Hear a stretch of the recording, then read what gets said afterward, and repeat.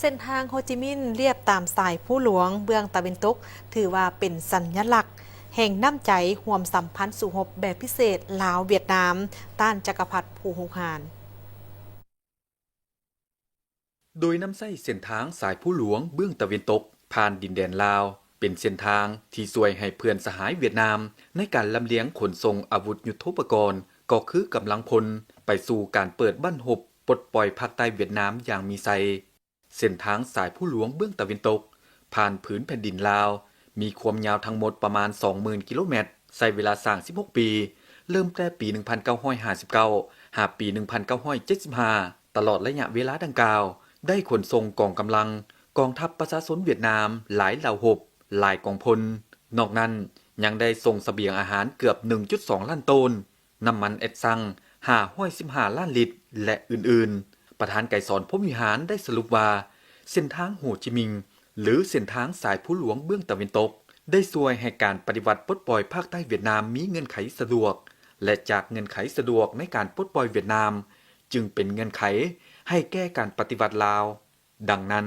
ตกมาถึงปัจจุบันดินแดนของลาวได้รับผิดชอบระเบิด3ล้านตนในบทปราศัยในพิธีโฮมชุมนุมระดับชาติเพื่อเฉลิมฉลองปีสามัคคีมิตรภาพลาวเวียดนามลาวปี 2012 ที่นครหลวงวิจันทร์วันที่ 18 กรกฎาคม ปี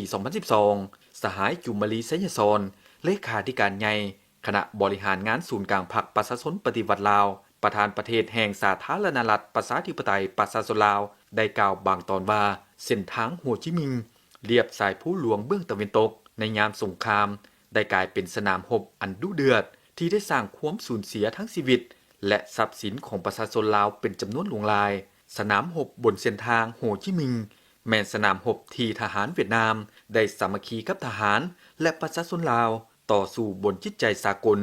ฐานสหายอ้ายน้องหยาดเหงื่อและน้ำตาที่ไหลเข้ากันเพื่อชัยชนะของการปฏิวัติปลดปล่อยและท่อนโฮมประเทศของพวกเฮาข้างเทิงนั้นแม่นข้อมูลที่สำคัญของเส้นทางโฮจิมินห์เรียบตามสายผู้หลวงเบื้องตะวันตกในผืนแผ่นดินลาวที่ได้ประกอบส่วนอันสำคัญช่วยการปฏิวัติเวียดนามอย่างสุดใจ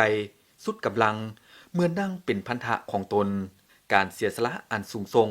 แม่นการประกอบส่วนของการปฏิวัติ2ประเทศที่มีต่อกันแม่นสิ่งที่ล้ำค่าบ่สามารถแยกได้ว่าอันใดแม่นการประกอบส่วนของการปฏิวัติเวียดนามและอันใดแม่นการประกอบส่วนของการปฏิวัติลาวฉะนั้นผู้เกิดใหม่ใหญ่รุ่นบ่ว่าจะเป็นประชาชนเวียดนามก็คือประชาชนลาวต้องจดจำและฮู้บุญคุณต่อการประกอบส่วนอันยิ่งใหญ่ของการปฏิวัติทั้ง2ประเทศเพื่อสร้างสันติภาพในดินแดนแห่งนี้นำใจร่วมสัมพันธ์สู่หบและความสามัคคีแบบพิเศษลาวเวียดนามลาวมั่นคงทะนงแกนตลอดกาลนาน